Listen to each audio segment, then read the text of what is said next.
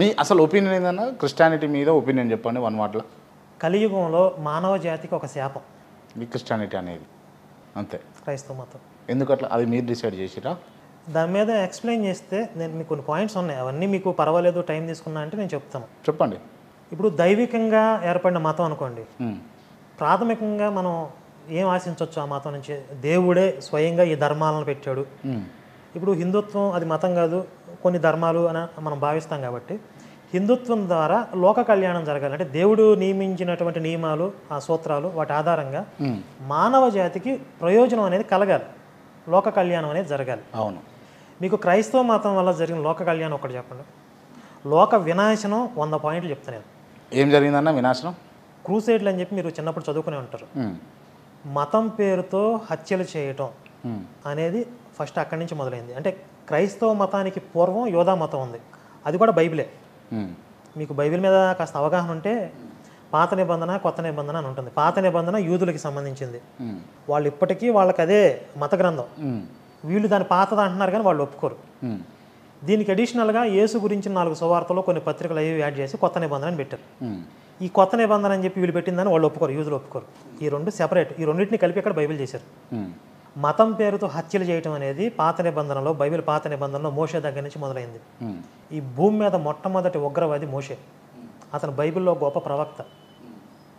మతం పేరుతో చంపడం అనేది అతను మొదలుపెట్టాడు.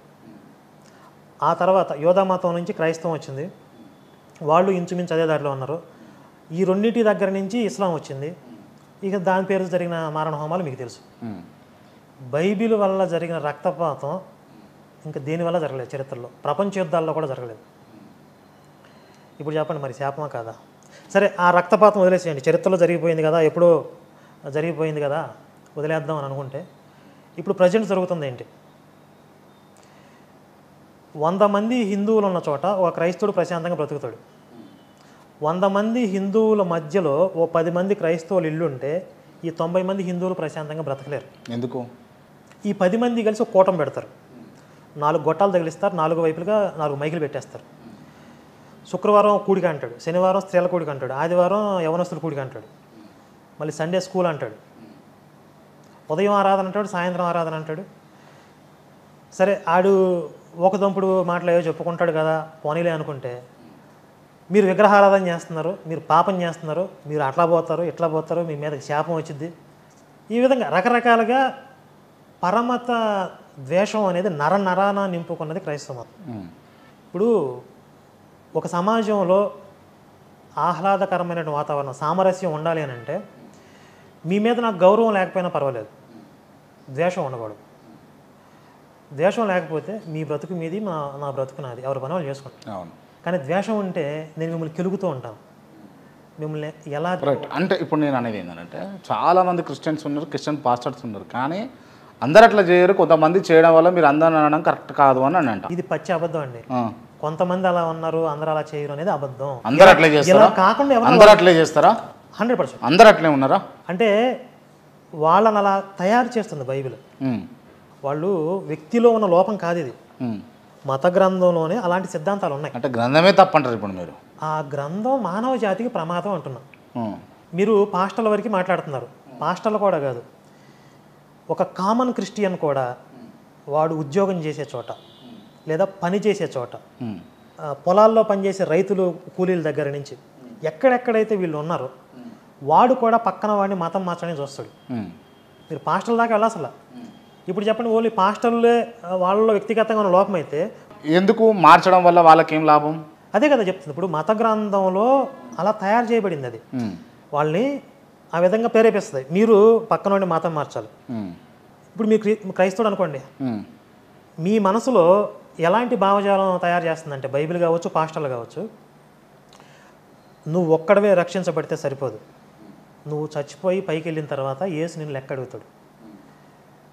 ఈ రక్షణ ఎంతమందికి చేర్చావు, నువ్వు ఎంతమందిని మతం మార్చావు, అక్కడ లెక్క చెప్పలేకపోతే నువ్వు తలదించుకోవాల్సి వస్తుంది, నీకు శిక్ష తప్పదు.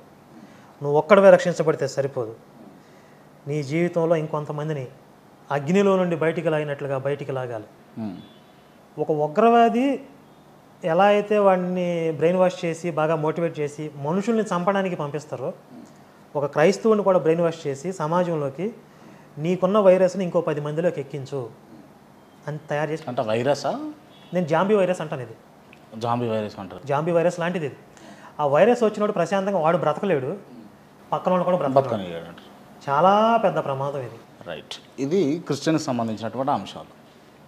హిందువులల్లో అంటే మీరు నమ్మి శివశక్తి అని చెప్పేసి నడిపిస్తూ ఉన్నారు కదా సంస్థ. సో హిందువులు మోసం పోతుర్రా, మోసపోతలేరా? నేను ముందే చెప్పాను, అన్ని మతాలలో కొన్ని లోపాలు కావచ్చు, కొన్ని దోపిడీ విధానాలు కావచ్చు. మీరు ఒప్పుకుంటారా? ఫస్ట్ హిందువులలో అంటే హిందుత్వం పేరుతో దోచుకునే వాళ్ళు కొంతమంది ఉన్నారు. ఒప్పుకుంటారు కదా. జ్యోతిష్యులు హిందువులను మోసం చేస్తున్నారంటే మీరు ఏమంటారు? జ్యోతిష్యులు చేస్తున్నారు, జ్యోతిష్య శాస్త్రం చేయట్లేదు. నేను అందుకే అన్నా క్లియర్గా, జ్యోతిష్యులే అని అన్నా. జ్యోతిష్యులు చేస్తున్నారు. ఒప్పుకుంటారా? నేను వీడియోలు చేశాను దాని మీద. వేణుస్వామి అనే పేరు విన్నారా మీరు? ఆయన మీద వీడియోలు కూడా చేశాను. మీ దృష్టిలో వేణుస్వామి అనే వ్యక్తి మంచి వ్యక్తా, గొప్ప వ్యక్తా? నాకు తెలిసి ఆయన పంచమహాపాతకాలు చుట్టుకుంటే అనుకుంటున్నాను నేను.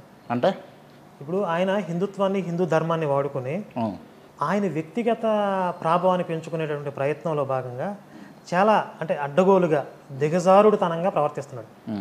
ఇక మరి పంచమహాపాతకాలు చుట్టుకోక మరి ఆయనకి ఇంకా వేరే దాని మీనింగ్ ఏంటి నాకు కూడా తెలియదు, కొంచెం అవగాహన లేదు నాకు దానిపైన.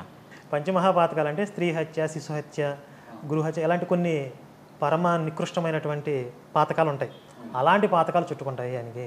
ఎందుకంటే ఒక శాస్త్రం తెలియని వాడు, సామాన్య మానవుడు చేసేటటువంటి తప్పుకి నాకు శాస్త్రం తెలుసు, నేను పండితుణ్ణి అని శాస్త్రాన్ని పట్టుకొని సమాజాన్ని తప్పుడు దారిలో నడిపించేటటువంటి వాడికి చాలా తేడా ఉంటుంది. వీడికంటే 100,000 రెట్లు వీడి శిక్ష ఎక్కువ ఉంటుంది. ఇప్పుడు శిక్ష పడతా అంటారు వేణుస్వామికి. ఖచ్చితంగా హిందుత్వం ప్రకారం ఆయనకి తగిన పరిహారం ఆయన చెల్లించుకోవాల్సిందే. ఈ జన్మలోనా వచ్చే జన్మలోనా మేము పునర్జన్మలను నమ్ముతాం కాబట్టి